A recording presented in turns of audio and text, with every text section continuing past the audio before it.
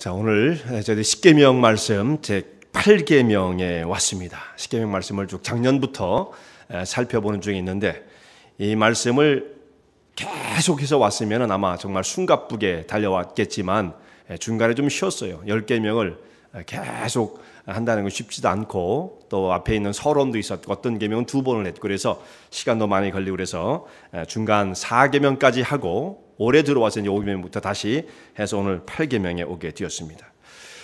10계명은 이스라엘 백성들이 출애굽을 한 후에 시내산에 도착했을 때에 하나님께서 모세를 통해서 하나님의 백성으로서 살아가야 할 삶의 지침, 이것을 가장 요약해서 허락해 주신 말씀입니다. 그래서 이 10계명을 다른 말로 우리가 뭐라고 말을 하냐면 도덕법이다, 이렇게 말을 해요. 도덕법. 이건 영구불변이에요. 이 말씀은 뭐 나라도 상관없고 또 문화도 상관없고, 사실상은 이 모든 말씀, 이 10계명 말씀은 영구불변, 모든 사람에게 적용되어야 할 참으로 중요한 말씀입니다. 3400년 전에 주어진 이스라엘 백성들에게 준, 이제는 골동품화되어진 말씀이 아니고 오늘 현대의 우리들의 삶 속에서도 반드시 적용되어져야 할 중요한 말씀이다. 왜냐하면 이 말씀은 하나님과 우리의 관계를 말씀해 주고 있고, 또 사람과 사람 사이의 관계를 말씀해 주는데, 사람의 행복은 어디서 오느냐면, 제가 여러 번 말씀을 드렸습니다.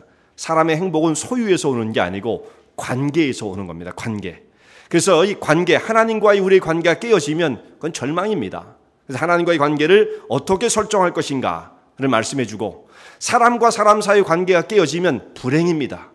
사람과 사람 사이의 관계가 깨어지면 우리는 아무것도 소유한 것이 없는 거예요. 그래서 그 사이가 어떻게 건강하게 유지되고 발전되어 갈 것인가, 이 말씀을 주시는 거예요. 그 사람과 사람 사이의 관계. 10계명 가운데 이 모든 말씀이 들어있는데요, 오늘 8계명까지 왔으니까 앞에 있는 것들 7개는 여러분들이 많이 잊어버려 주셨겠죠. 그러죠? 그래서 다시 한번 잠깐 리마인드를 하고 오늘 본문으로 들어가도록 하겠습니다. 첫 번째 계명은 나 외에 다른 신을 섬기지 마라, 다른 신을 두지 말아라, 이런 말씀을 하나님께서 하셨는데, 그러니까 하나님 한 분 외에는 다른 존재는 신은 없다라는 것입니다. 오직 하나님 한 분만 홀로 영광을 받으셔야 할 전능하신 분이시죠. 섬김의 대상은 오직 하나님 한 분, 영광을 받으셔야 할 분은 오직 하나님 한 분이다라는 말씀이고요. 두 번째 계명, 하늘에 있는 것이나 땅에 있는 것이나 물속에 있는 어떤 형상도 만들지 말라, 이런 말씀하시고, 거기에 절하지 말아라, 이런 말씀이 나오는데, 두 번째의 계명입니다. 이것은 우상을 만들지 말라, 이렇게도 표현할 수가 있지만, 하나님을 섬길 때 우상 숭배하지 섬기지 말아라, 이렇게도 말할 수 있어요. 우리에겐 바로 그것이 적용되어집니다. 우리에게는 하나님을 섬길 때 우상 섬기듯이 하나님을 섬겨서는 안 된다. 내 수준으로 하나님을 다운그레이드 시켜서 섬겨서는 안 된다. 하나님을 하나님으로 섬기라. 이게 두 번째 계명의 아주 핵심적인 내용입니다. 세 번째는 여호와 이름을 망령되이 잊지 말라는 말씀이 나오죠. 하나님의 이름이 거룩하고 존귀하게 여김을 받으셔야 되는데, 그 하나님이 함부로 쓰여지거나 이렇게 되어지면 하나님의 이름이 사람들에 의해서 함부로 거론되어지거나 잘못 사용되어지면 그 영광을 우리가 가리우게 되니까 두려움과 떨림으로 하나님을 바라보고 하나님을 영화롭게 하라, 이런 말씀이에요. 하나님의 이름을 망령되이 잊지 마라. 네 번째, 안식일을 기억하여 거룩히 지키라는 말씀이 나옵니다. 이 계명 굉장히 중요합니다. 지금 우리는 안식일을 지키지 않고 지금은 주일을 우리가 성수합니다만, 주일 성수라는 말을 하면 어떤 사람은 이런 얘기를 합니다. 고리타분하게 옛날 같은 얘기 하지 말고 지금이야 뭐 형편껏 하는 거 아닙니까? 이렇게 말을 한단 말이에요. 모든 것을 형편껏 하면 하나님을 섬기는 건 남지가 않습니다. 주일 성수는 대단히 중요한 거예요. 근데 그걸 갖다가 아주 쉽게, 그거 옛날 얘기죠, 율법의 얘기입니다, 그 10계명 나오는 거 옛날 얘기인데, 이러면서 그걸 소중하게 여기지 않는다고 한다면 하나님을 섬기는 것을 포기하는 거예요. 주일 성수는 대단히 중요한 것입니다. 그래서 우리 영적인 생활을 위해서 당연히 지켜져야 할 말씀, 안식일을 기억하여 거룩히 지키라. 다섯 번째, 내 부모를 공경하는 말씀이죠. 이 부모를 공경하는 것은 모든 인간관계의 출발입니다. 부모를 소홀히 여기는 사람은 절대로 다른 사람을 귀중한 존재로 여기질 않아요. 내 부모도 그렇게 중요하지 않다고 한다면 세상에 어떤 사람이 중요한 게 있겠어요? 다 하찮아 보이죠. 그러니까 인간관계의 출발은 내 부모를 공경하라는 이 말씀부터 시작돼요. 굉장히 중요한 말씀이죠. 그 다음에 살인하지 말라. 하나님 형상대로 지음받아진 사람의 생명을 존중히 여기라는 말씀이죠. 간음하지 말라. 하나님께서 사람의 행복을 위해서 지어주신 최초의 제도인 가정, 이 가정이 바르게 보호받기 위해서는 가정에 순결이 필요하다. 이 순결이 만약 깨어지게 되면 가정이 깨어지지 않겠어요? 그래서 행복을 지키기 위해서, 이 가정을 지키기 위해서 간음하지 말라 이런 말씀을 주셨고요. 자, 오늘 8번째, 도적질하지 말라, 이 계명에 도달하게 되었습니다. 도적질, 좀 말이 거세 보이죠? 도적질, 아유 도적질. 뭐 근데 앞에도 그렇잖아요. 살인하지 말아라, 간음하지 말아라, 도적질하지 말아라, 이렇게 말씀을 하는데요. 이 도적질은 굉장히 오래된 범죄입니다. 사람이 살아가는 데 있어서 이런 범죄들이요, 그냥 늘 일어나는 문제예요. 어느 때나 항상 있었던 것입니다. 도둑질하지 말라고 하시는 이 말씀이 지켜지지 않는다고 한다면 사회는 극도로 혼란 가운데 빠지게 될 것입니다.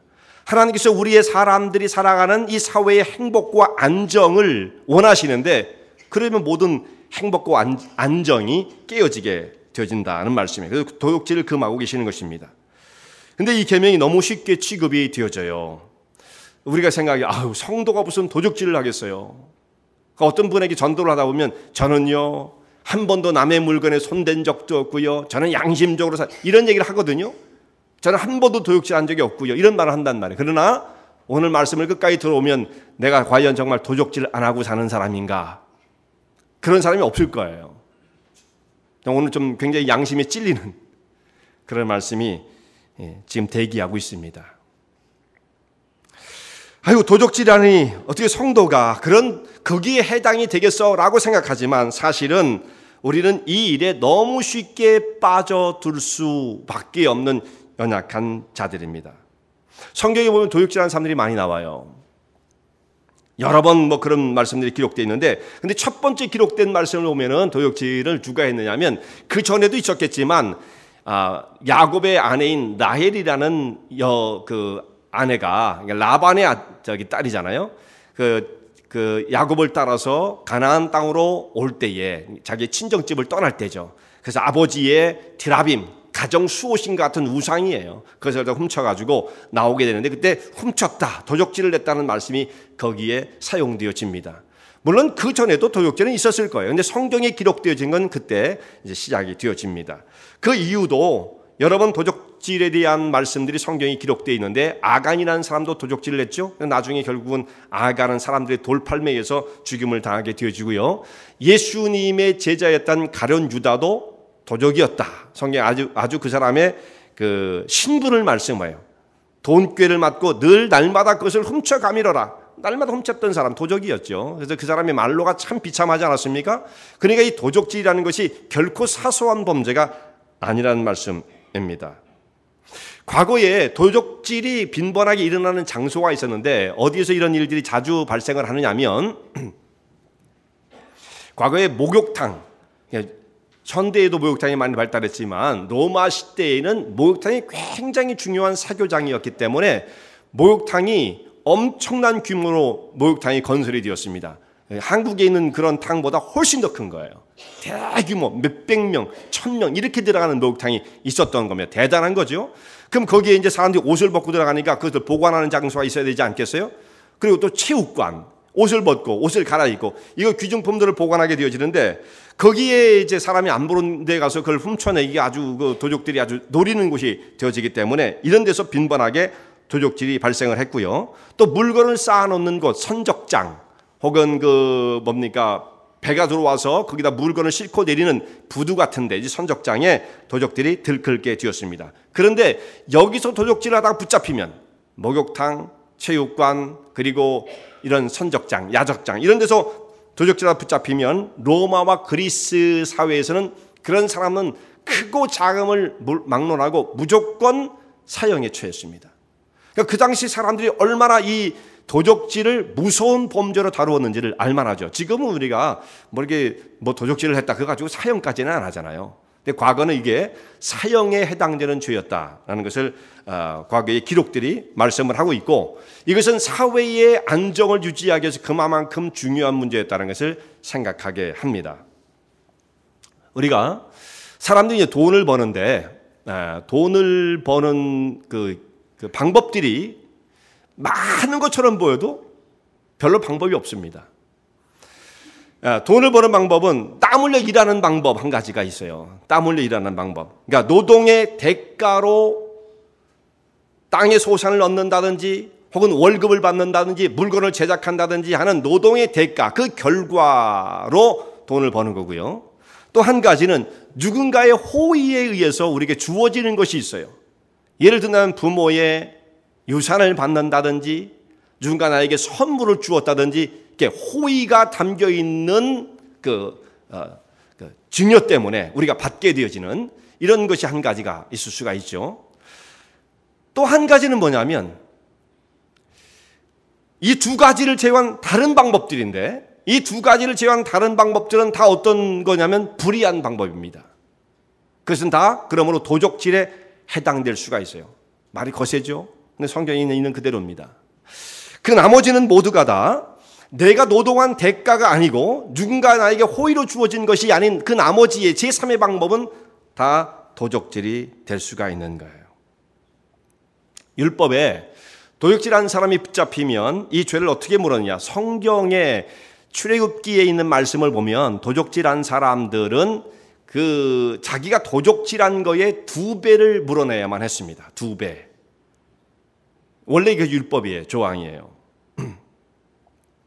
근데 이렇게 간단하지 않고 어떤 것은 4배로 갚아야 되고 어떤 것은 5배로 갚는 게 있었습니다. 4배로 갚는 것은 뭐냐면 양을 도적질을 했다. 그러면 양은 4배로 갚아라. 이렇게 성경에 말씀되어 있어요. 그리고 소를 도적질해가지고 그걸 팔았다든지 소가 죽었다든지 하면 그 소는 5배로 갚아라. 이게 다 다릅니다. 그 왜 이렇게 되었을까? 이때 당시에 사람들의 가장 중요한 재산 목록은 농경사회, 그다음 특별히 목축을 하는 사람들이었기 때문에 이동을 하면서 목축하고 그런 사람들이었잖아요. 그러니까 이 양과 소가 재산 목록 1호예요. 가장 중요한 생명과 직결되어진 것들입니다. 근데 양을 훔쳐가면 4배로 갚아야 돼요. 가중 처벌을 하는 거죠. 소를 훔쳐가면 그것은 5배로 갚아요. 가장 이제 형벌이 무거웠던 것이 소를 훔쳐갈 때예요. 그건 5배로 갚아라. 이렇게 되어 있습니다. 근데 신약 성경에 있는 말씀 보면 그 세리장 삭개오가 예수님을 만나고 난 다음에 내가 누구의 것을 토색한 적이 있으면 그것이 있으면 내가 4배로 갚겠습니다 라는 말씀을 들으니까 우리는 항상 도적질하는 사람은 4배로 갚아야 되는 거야 이렇게 생각을 한단 말이에요. 그런데 이 삭개오는 2배로 더블로 갚겠다는 말을 한 겁니다. 원래 2배만 갚으면 되는 거지만 제가 누군가의 것을 토색한 것이면 저는 그거에 갑절로 갚아서 변상을 하겠습니다. 이렇게 고백을 했던 거예요. 예수님을 만나고 난 뒤에 감격을 해가지고. 그래서 4배로 갚는 것은 사실 이것은 예외적인 것이다 라는 말씀이죠. 도적이 밤에 집에 들어오는 것을 보고 주인이 그 도적을 쳐서 죽여도 이것은 정당방위가 인정이 되었어요. 근데 낮에 들어오는 것을 보고 쳐서 죽이면 이건 정당방위가 아닙니다. 그래서 밤에였을 경우는 도적을 쳐서 죽이는데 그래도 그걸 죄를 묻지 않았어요. 근데 오늘날은 이것은 이렇게 적용되지 않아요. 오늘날은 조금은 다르죠. 사람이 물건을 훔쳐간 경우는 물건은 2배로 갚아야 되고 어떤 것은 4배 혹은 5배로 갚아야 한다고 말씀을 드렸는데 갚을 돈이 없을 경우는 어떻게 되느냐? 반드시 갚아야 되는데 돈이 없어요, 이 사람이요. 그런 경우는 어떻게 되냐면 자기는 모든 재산을 다 몰수해도 못 갚게 되어지면 결국 남은 건 뭐예요? 자기밖에 없죠. 그 사람을 팔아서 종으로 팔아서라도 반드시 변상을 해야 한다. 그 정도로 이 도적질에 대한 그 형벌이 무거웠다는 말씀입니다. 굉장히 두렵잖아요. 노예가 되더라도 너 자신을 팔아서라도 네 몸을 팔아서라도 이것은 반드시 갚아야 한다. 이렇게 말씀을 하고 있습니다. 근데 사람을 훔쳐서 판 경우에는 사람을 훔치는 경우 있잖아요. 사람을 키드냅 해가지고 유괴를 해가지고 지금은 어린아이들을 유괴하지만 과거에는 어린아이들뿐만 아니라 어른들도 다 유괴를 했어요. 그래서 꽁꽁 붙잡아가지고 타국에 가서 노예로 팔게 되어집니다. 성경에 그런 말씀들이 많이 나와요. 사람을 붙잡아서 사람을 팔았다거나 이런 경우는 그런 사람은 사형에 해당된다. 이것은 4배로 갚을 수도 없어요. 5배로 갚을 수도 없습니다. 무조건 사형에 처하게 되어 있습니다. 그러니까 이것은 물건이 아니었기 때문에 다르게 취급을 했던 것이죠. 10계명에서 7계명까지의 문제, 1계명부터 7계명까지의 계명을 어기면 이 사람은 사형에 해당되어집니다. 거기 죄는 다 사형이에요. 이제 8계명부터는 죄의 경중에 따라서 어떤 경우는 사형에 처하기도 하고 어떤 경우는 몇 배로 갚게 되었던 것입니다.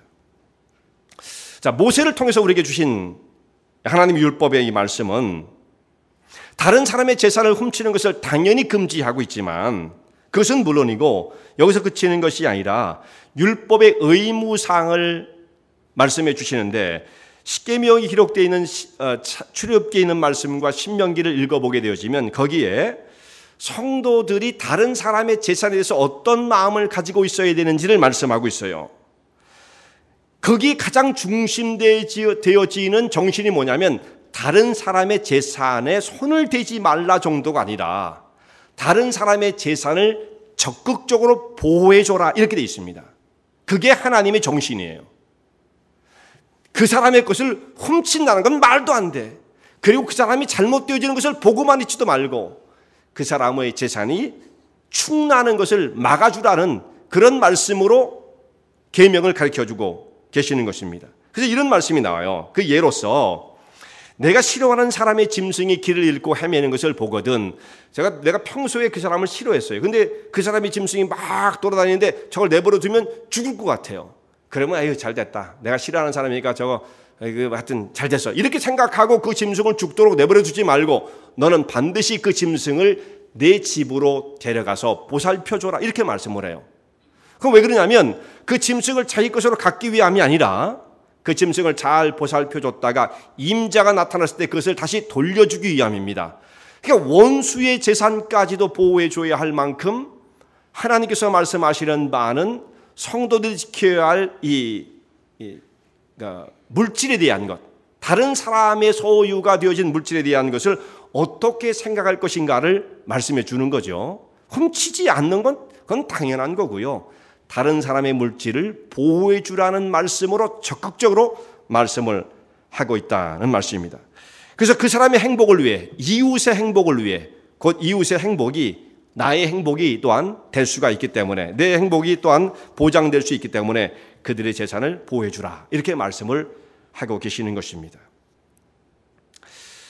근데 우리가 이 계명, 도적질하지 말라는 이 말씀이 우리의 삶과는 굉장히 멀리 떨어져 있는 말씀처럼 보이지만 실제로 이제 생각을 해보면 한 가지씩 생각해보면 이 말씀이 우리의 삶과 너무도 가까이 있고 여기에 우리가 참 이렇게 살아왔구나 하는 것을 발견하게 되어지는 그 말씀들이 여기에 엄청나게 들어있어요. 굉장히 성도들의 삶과 밀접한 관계를 가지고 있습니다. 우리 성도님들이 여러분 마음속에 아무도 내가 오늘 밤에 다 잠들었을 때에 누구 집에 들어가가지고 내가 그걸 봐두었는데 그걸 내가 몰래 가져와야지 하는 사람은 아무도 안 계십니다. 그죠? 그런 분 안 계시죠? 네. 그럼 한 번도 그런 꿈을 꿔본 적도 없을 것이고 그런 일을 해보신 적이 없으실 거예요. 당연하죠. 앞으로도 그런 일이 없을 겁니다. 그리고 그로서리 스토어에 가가지고 물건을 사면서 오늘은 내가 한 10개는 돈을 주고 사고 나머지 한 5개는 살짝 주머니에 집어넣고 나와야지. 그렇게 생각하는 사람은 아무도 없으실 겁니다. 그런 분 계세요? 그럼 빨리 회개하셔야죠. 그런 분들은. 그런 분 아무도 안 계실 거예요. 내가 돈을 내지 말고 살짝 숨겨갖고 나와야지. 그렇게 도적질을 하겠다고 하는 생각을 가지고 계신 분은 아무도 없을 것입니다. 근데 그렇게 정상적으로 착한 마음을 가지신 분들이라 할지라도 이 도적질을 하지 말라고 하는 이 경고의 말씀을 항상 마음속에 간직하고 살아야만 우리가 이 범죄에 빠지지 않을 수가 있습니다. 왜냐하면 이 도적질은 눈에 보이는 곳에서 이루어지는 것이 아니라 주로 보이지 않는 곳에서 이루어질 수가 있는 것이고요. 그리고 현대 사회는 그렇게 눈에 보이지 않는 곳에서도 얼마든지 그렇게 할 수 있는 요소들이 널려 있어요. 과거에는 그렇지 않았어요. 근데 지금은 그런 요소들이 너무 세상에 많기 때문에 과거에 적용했던 말씀보다 지금은 굉장히 말씀이 복잡하게 적용될 수밖에 없는 것입니다. 예를 든다면 오늘 시대는 과거보다 아주 복잡한 세계 속에서 도둑질이 만연해지는 세계 속에 우리가 살고 있습니다.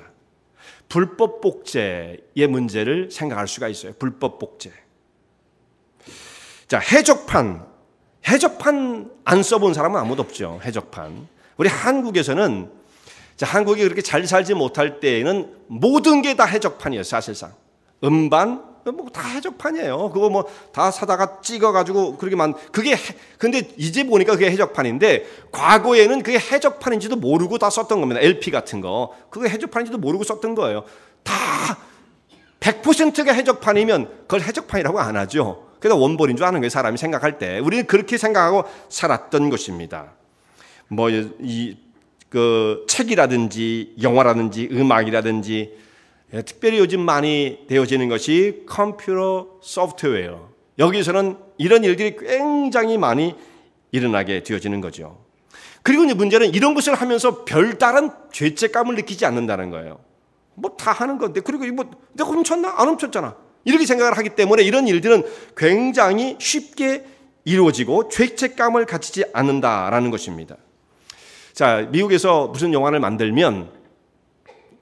만들어서 주로 이제 헐리우드에서 영화를 만들잖아요. 그래서 이제 개봉관에서 개봉을 하게 되어지면 이제 시작을 주로 금요일 날 뭐 이렇게 릴리스를 하잖아요.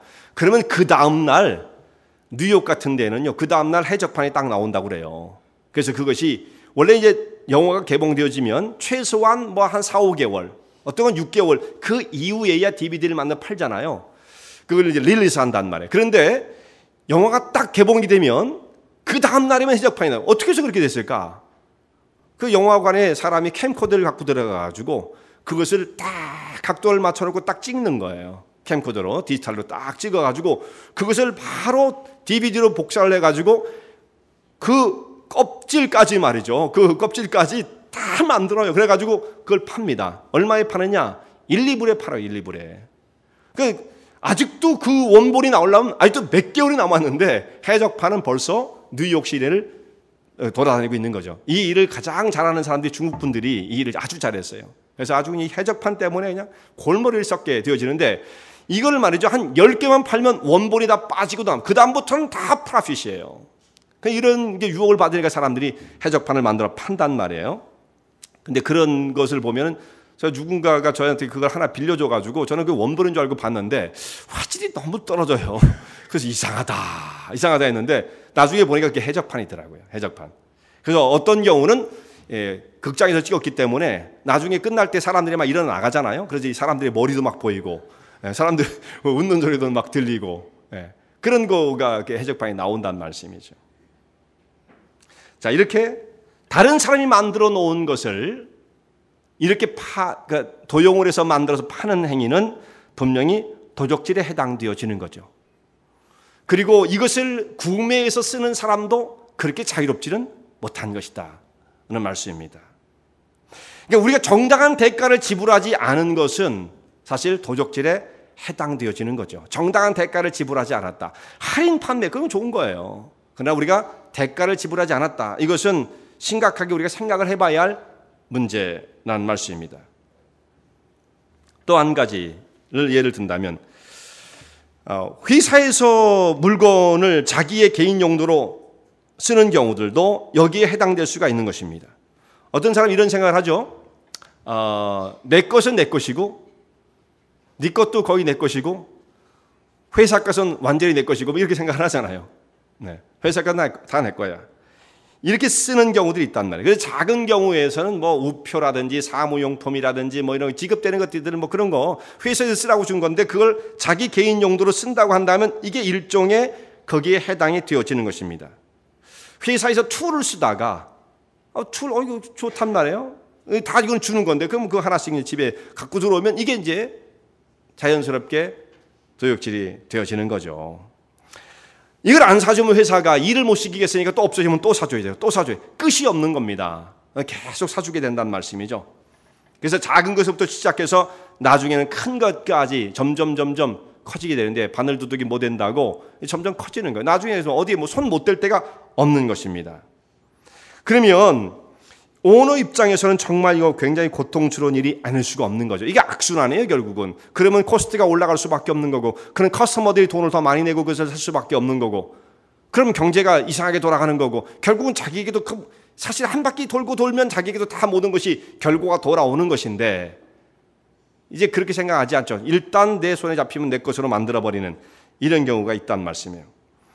또 한 가지는 조금 치사한 경우가 있더라고요. 제가 얼마 전에 말씀을 드렸더니 스타벅스에 가면 스타벅스에 커피를 크림을 붓고 설탕을 넣은 다음에 이게 저어가지고 섞는 그 스틱, 나무 스틱 있지 않습니까? 그거 얼마 하겠어요? 근데 그것을 갖다가 누가 가져가는 사람이 있다는 거예요. 이만큼씩 가져간대요. 스타벅스 가면 이만큼씩 꽂혀 있으니까 한 묶음씩 가져간대요. 그걸 누가 가져가느냐? 그랬더니 그 네일샵에 이게 꼭 나무가 필요하대네요.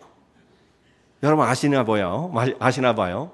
근데 네일샵 종업원들은 절대 그런 일을 안 하죠. 네일샵 오너들이.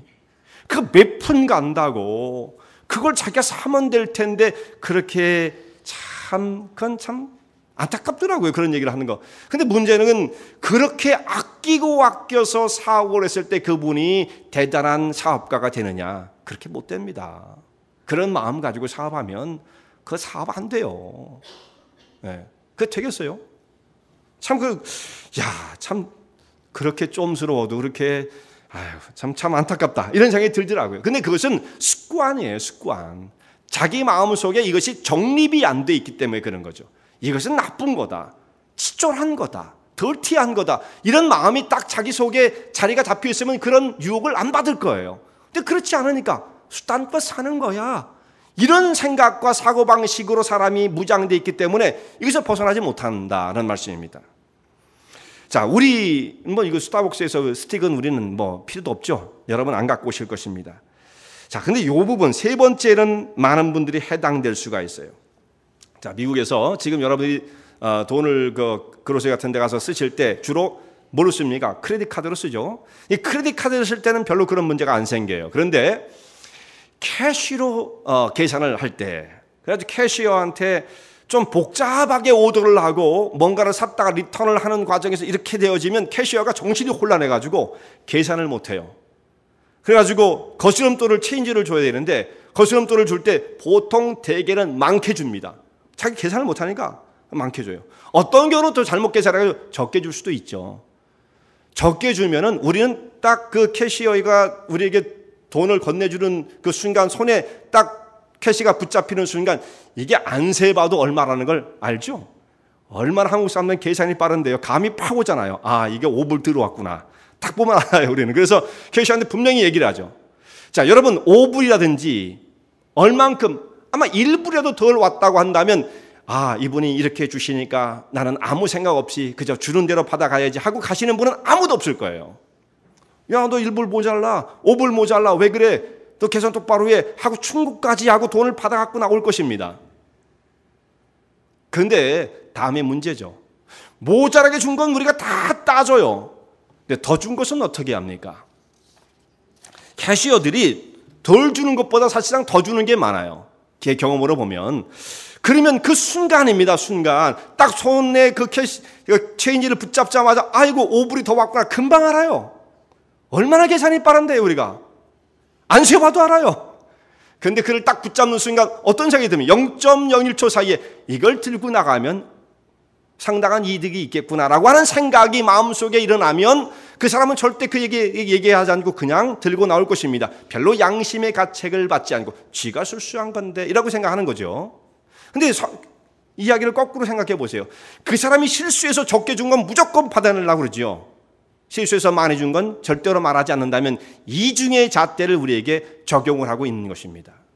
만약 그 캐시어가 우리의 형제요 자매요 우리 사랑하는 대상이라고 한다면 그 사람이 당해야 할 곤욕스러움을 우리가 기억한다고 한다면 그렇게 하지 않을 것입니다.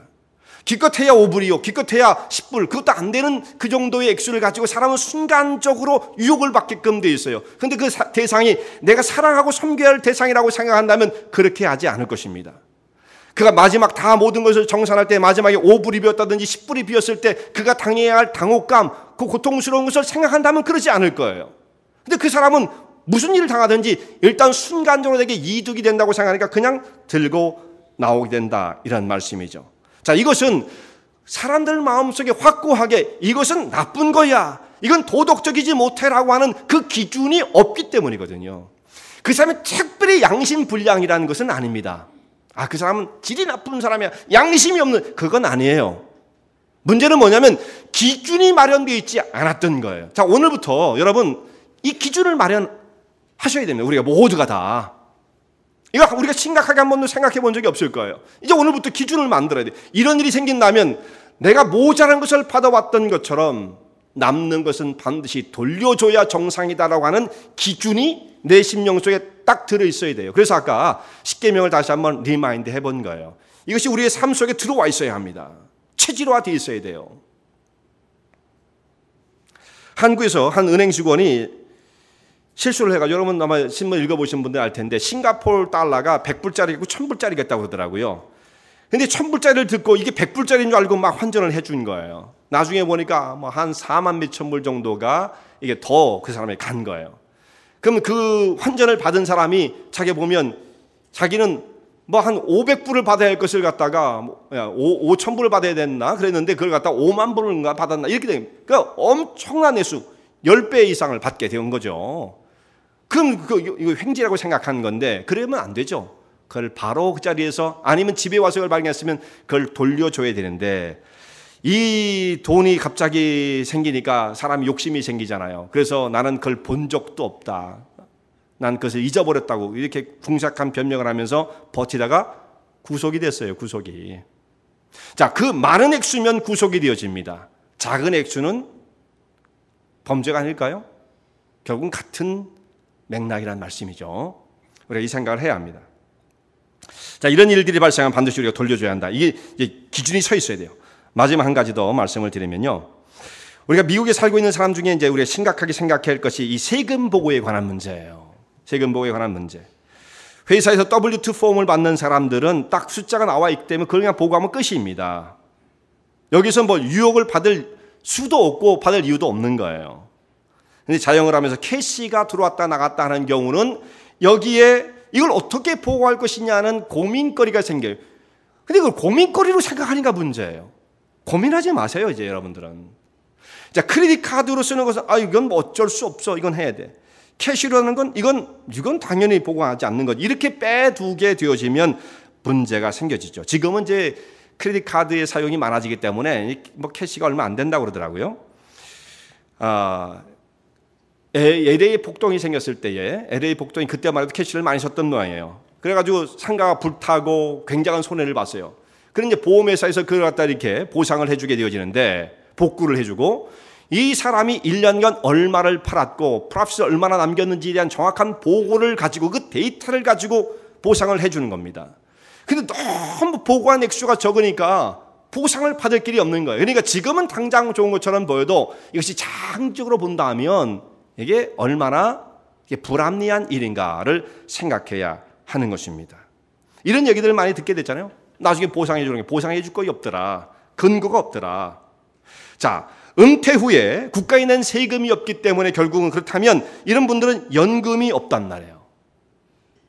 소셜 세큐리티 뭐 많이 주는 것도 아니지만 연금이 없어요. 대신 어떻게 됩니까? 보조를 받아야 되는 상황이 되어지는 것입니다. 이것은 그렇게 아름다운 일이 아니죠. 자, 우리가 미국에 이민을 와가지고 살면서 우리 심각하게 생각을 해봐야 할 문제들이에요. 여기에 적응을 하는 가운데에서 정말 연세가 많이 들고 그래서 그렇게 할 수 있는 기회가 없었다고 한다면 그건 어쩔 수 없어요. 그건 뭐 우리의 현실이었으니까. 그러나 여기에 오래 살면서 정착하여 살면서 우리는 여기서 얼마든지 물질을 쓰고 살았는데도 불구하고 세금 낸 이런 그 레코드가 없어서 충분히 그 사람 벌고 살았음에도 불구하고 나중에 은퇴를 하고도 국가로부터 혜택을 받아야 할 대상자가 된다는 것은, 이것은 어떤 겁니까? 수치 맞는 것이 아니라 수치스러운 것이라는 것입니다. 그런 대상이 있을 수 있어요. 어떤 경우에 어쩔 수 없는, 정말 그렇게밖에 삶을 살아갈 수밖에 없는 분들이 있다는, 그렇기 때문에 국가에 그런 사회보장제도가 필요한 겁니다. 구제의 어떤 그런 문제들이 필요한 겁니다. 그러나 우리의 생각 속에 이제 잘 생각해야 돼요. 이게 우리에게 적용되어야 할 문제. 내가 어떻게 하든지 수단 좋게 기술 좋게 어떤 방법을 동원해서라도 내게 베네핏을 많이 받아내는 것이 수지 맞는 것이다 라고 생각하는 가치관이 우리의 마음속에 형성되어 있는 사람은 절대로 정직한 삶을 살아갈 수가 없는 거예요. 어떻게든지 수단과 방법을 다 가리지 않고 내가 그것을 많이 받아내는 것은 축복이야. 그건 수지 맞는 일이야. 잘된 것이다. 성공이야. 여기에 성공의 가치를 둔 사람은 절대 정직한 사람을 살아갈 수가 없습니다. 오히려 그것은 수치스러운 것으로 여겨야 우리가 정직한 삶을 살 수 있는 거예요. 그럼 여러분 이렇게 말씀하실 분들 계실지 몰라요. 아, 우리가 어떻게 그걸 다 지키며 살아요. 어떻게.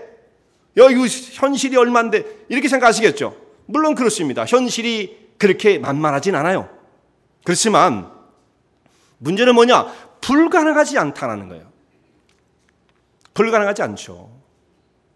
그것은 우리가 다 합리화하는 것뿐이지, 만약 그런 분들이 있다고 한다면 우리 삶 속에 합리화하는 것이지 불가능한 것은 아닙니다. 우리가 나중에 혜택을 받게 되어지고 사회보장제도로부터 뭔가를 얻게 되어지면 내가 낸 만큼의 세금을 혜택을 받는 것은 문제가 없어요. 그건 자랑스러운 일이에요. 그러나 그렇게 하지 않았던 사람도 무조건 보조를 받게 되어지는 것은 누군가 낸 세금으로 내가 혜택을 받는 겁니다. 그런데 그런 것을 수단을 좋게 해서 기술을 좋게 해서 그런 방법들을 찾아가지고 그걸 받아내는 것이 인생의 성공이라고 생각한다고 하는 그 가치를 둔 사람은 절대로 정직한 삶을 살 수 없어요. 절대로 그 사람은 크리스찬 윤리를 실현시켜가며 사는 사람이 아닙니다. 그러니까 우리의 가치 체계를 바꿔야 돼요. 인식의 체계를 바꿔야 됩니다. 내가 좀 여기서 가난하게 살아도 정직이라는 것이 훨씬 더 중요한 것이란 이 가치를 세우지 않으면 이 도적질로부터 아무도 자유로울 수가 없어요. 어렵죠, 이 문제가. 자, 그러니까 결단을 해야 될 문제예요. 이 문제에 저를 비롯해서 저는 양심적이고 그렇게 저는 생각하지 않아요. 저도 많이 걸려 있다고 생각해요. 어떤 사람도 다 마찬가지입니다. 그런데 우리가 가치를 어떻게 결정할 것이냐? 정말 이 문제에 있어서 내가 하나님의 백성으로 크리스찬 윤리, 하나님의 거룩한 백성으로서의 말씀을 좇을 것이냐, 아니면 세상의 흐름을 따라 적당히 타협하며 그렇게 살 수밖에 없다고 말하는 사람들의 그 가르침을 나도 묻어서 그걸 받아들여서 타협하며 살 것이냐, 이 문제 그 속에서 한 진영을 결정을 해야 돼요. 여기에 남을 것인지, 아니면 내가 좀 손해를 보더라도, 손해는 그게 아니거든요. 저도 이 말이 잘못 나와. 손해가 아니거든요. 그냥 정직하게 살 건지, 정직하게 살 건지. 이 문제를 결정하지 않으면 여기서 우리가 자유로울 수가 없어요.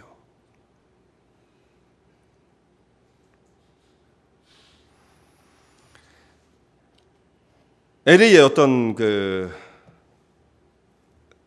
닥터 오피스에서, 닥터면 그래도 연봉도 많고 돈도 많이 버는 사람들인데, 우리 노인분들 그 건강 진단을 하면서 환자를 끌어모으기 위해서 별별 프로그램을 다 해가지고 한 번 진단받고 가면 거기에 쌀 보태를 주고, 그 다음에 또 한 번 받고 가면 고추장을 주고, 그거 대단한 거 주는 것도 아니더라고요. 고추장 주고. 그래가면서 환자를 고객 유치죠. 환자 유치, 고객 유치 해가면서 그 사람들을 밴으로 돌려가면서 이렇게 돈을 벌려고 그러는데, 그건 정말 범주 행위죠. 범주 행위. 그렇지 않아도 닥터들은 다른 사람보다 더 많이 받고 살거든요. 그만큼 받았으면 됐지. 뭐 더 이렇게 욕심을 부리냐 이 말이에요. 그러니까 이 물질에 대한 욕심이 끊어지지 않는 것이고, 이렇게 소유를 많이 하면 내가 행복해질 것이라는 이 생각은 자기를 불행으로 몰아넣는 것입니다. 자기를 수치스럽게 만드는 것이고요. 사람의 행복은 어디서 오느냐? 그런 데서 오는 게 아니에요. 관계에서 온다네. 관계. 하나님과의 정상적인 관계, 이 관계가 깨어지면 우리는 아무런 소망이 없는 것이고, 사람과 사람 사이 윤리적인 관계가 깨어지면 우리는 불행한 것입니다. 남은 외톨이에 그렇게 돈 벌어서 외톨이로 혼자 사는 게 행복하겠습니까? 스크루지 영감이 행복하겠습니까? 불행한 것입니다. 근데 이게 개인적인 문제만이 아니라 성경에서는 이렇게 개인적인 문제만을 말씀하시는 게 아니고 사회의 구조적인 경제의 불이함을 고발을 하는데요. 선지자들이 이런 일에 아주 날카롭게 지적을 했었어요. 구약 성경에 이런 경제관이 있었다라는 것은 참 놀라운 그 지적이에요. 사실상 오늘날에도 그것이 이제 문제가 되고 이슈가 되어지는데 구약 성경에 이런 말씀이 기록되어 있다는 말씀이죠. 선지자들이 사회적인 강자에 의해서 약한 사람이 고통당하는 것에 대해서 고발을 합니다. 이스라엘 멸망의 원인이 어디서 왔느냐? 이스라엘 멸망의 원인, 사람들이 경제적으로 구조적으로 타락한 그 삶이 연결되다 보니까 이 나라는 망할 수밖에 없는 거예요. 그래서 이사야서 10장 2절의 말씀 보면 이런 말씀이 있어요. 빈핍한 자를 불공평하게 판결하여 내 백성의 가련한 자의 권리를 박탈하며 과부에게 토색하고 고아의 것을 약탈하는 자는 화 있을 찐저, 이런 말씀이 나오거든요. 그러니까 여기 사회적인 약자죠. 고아와 과부. 이 사람의 것을 약탈하고 이것을 토색하는 사람들, 이런 사람들이 있기 때문에 이 사람들은 화가 있을 것이고, 이런 일이 지속되어지면 이스라엘은 멸망할 것이다. 이사야가 그렇게 경고를 합니다. 이사야는 남쪽에 대해서 남유다에서 경고의 말씀을 했는데 북이스라엘에서 경고를 한 선지자도 있어요. 아모스 선지자입니다. 아모스 선지자 원래 출신은 남쪽 출신인데 이 사람이 선지 활동은 북쪽에 가서 했어요. 북쪽에 가서 무슨 말씀을 외쳤느냐 하면 이 사람이 가장 아주 크리티컬하게 이 구조적인 경제의 불이함을 지적했던 선지자였습니다. 아모스 2장에 있는 말씀은 이런 말씀이 나와요. 여호와께서 가라사대 이스라엘의 서너 가지 죄로 인하여 내가 그 벌을 돌이키지 아니하리니 이는 저희가 은을 받고 의인을 팔며 신한 커리를 받고 궁핍한 자를 팔며 가난한 자의 머리에 있는 티끌을 탐내며 겸손한 자의 길을 굽게 하며 부자가 한 젊은 여인에게 다녀서 나의 거룩한 이름을 더럽히며 모든 단 옆에서 전당 잡은 옷 위에 누우며, 이것도 아주 부자들이 행포를 부리는 것을 의미하는 겁니다. 저희 신의 전에서 벌금으로 얻은 포도주를 마심이니라. 자, 이런 사회가 비리가 만연하게 될 때 이 사회는 결국은 멸망으로 치달을 수밖에 없어요. 자, 이사야 선지자도 외치고 아모스 선지자도 회개하라고 외치지만 한번 손쉽게 물질을 얻는 것에 길들여진 사람들은 절대로 그것을 못 바꿉니다. 이렇게 편하게 살 수 있는데 그걸 왜 바꿔? 이런 마음을 가지고 있고, 이게 무슨 대수인데 사회적으로 만연되어 있는 그런 구조적인 그 범죄 가운데 빠져 있는 사람들은 절대로 바꾸기 어려워요. 결국 언제 가서 끝납니까? 나라가 망함으로써 끝나는 거예요. 나라가 망함으로써. 그럼 북이스라엘이 망하잖아요. 남유다가 망하는 겁니다. 물론 이 경제적인 타락 때문에 망했다고 한 가지 원인은 아니에요. 다른 원인들도 많았지만 여기 지적하고 있는 분명한 말씀이 있는 거예요. 구조적으로 잘못되어진 그 경제의 구조, 이것이 만연되어지면 나라가 망하는 것입니다. 자, 이런 사람들은 그런데 자기 권력을 이용해서 돈을 모으게 될 때 이런 사람을 누가 도적이라고 말을 안 하죠. 근데 가장 심각한 도적은 이런 사람들이에요. 그로소리가 가지고 5불 더 갖고 온 거, 이건 뭐 아무것도 아니에요, 이런 데 비하면 사실은. 근데 우리는 그것도 크게 여기서 우리 하나 앞에 정직하게 삽시다라는 마음을 갖고 있는데, 이런 사람은 수억씩 수백억씩 받아 챙기면서도 그런 마음을 안 갖는 거예요. 도적이라고 생각을 하지 않는 것입니다. 약한 자들의 재산을 갈취한 것, 엄청난 도적이죠, 사실은. 그래서 이렇게 권력형 비리, 이것은 대단히 무거운 형벌로 다스려야만 하는 것입니다. 그래도 미국이 이런 문제에 있어서만큼은 질서가 서 있는 것 같아요. 얼마 전에 그 일리노이 주지사였던 볼라고에비치라는 사람이 있잖아요. 그 사람이 지금 어디에 있느냐? 감옥에 있습니다. 감옥에 14년 그 감옥에 그 형을 받았어요. 그래서 지금도 이게 연방 정부가 운영하는 그 연방 교도소에 지금도 감옥에 갇혀 있고, 아직도 나오려면 2020 몇 년이 돼야 이 사람이 나올 수가 있어요. 뭐로 했습니까? 우리가 볼 땐 대단한 것도 아니더라고요. 대단한 것도. 이건 한국은 이런 일이 늘 벌어지는 건데, 상원의원을 누군가를 지목해주면서 돈을 좀 받으려고 했던 것 뿐이거든요. 우리는 한국 같은 경우는 이건 뭐 대단한 죄입니까? 다 공천 받으면 돈 받고 다 하는 거잖아요. 그거 했다고 이 사람이 걸려가지고 아직도 연방교도소에 수감 중에 있습니다. 자, 한국에서 권력형 비리가 발견되어지면 이 정도는 뭐 죄도 아니에요. 근데 여론이 들끓으면 살짝 옥에다 집어넣는 것처럼 보입니다. 그리고 여론이 잠잠해지면 다 특사로 특별 사면으로 다 풀려나와가지고 조금 있으면 다시 정치에 복귀하고 아무 일도 없었던 것처럼 다 행사하고 사는 것이 한국의 사회라는 말씀이에요. 근데 여기서는 굉장히 무겁게 그 죄를 묻습니다. 도적질은 굉장히 입에 올리기도 거친 말이지만 우리 사회에 광범위하게 퍼져 있는 일상생활 가운데 일어난 일들일 수 있다는 말씀입니다. 그래서 항상 우리가 유혹을 받는 일이에요. 이 기준이 튼튼하게 명백하게 서 있지 않으면 누구든지 이것은 쉽게 넘어갈 수 있는 문제들인 것입니다. 그렇게 되어 있어요. 누가 뭐라는 사람 없으니까. 근데 다른 사람의 재산이 소중하다고 한다면, 내 재산이 소중하다고 한다면 다른 사람의 재산도 소중한 것이고 그 사람의 재산이 지켜질 때 또한 나도 보호를 받을 수가 있는 것입니다. 그래서 하나님께서 이 계명을 말씀해 주신 거예요. 다른 사람의 것을 도적질하지 말고 오히려 그 사람의 자산을 보호해 주라. 다른 사람을 보호해 주고 다른 사람을 세워주고 그 사람을 축복하는 가운데 그 축복이 성도의 삶으로 돌아오게 되어지는 것입니다. 이와 같은 믿음의 길 가운데 서시는 주의 종들 되시기 바랍니다. 은혜와 진리 장로교회는 진실된 하나님의 말씀, 건강한 신앙의 공동체를 찾는 모든 분들께 열려 있습니다.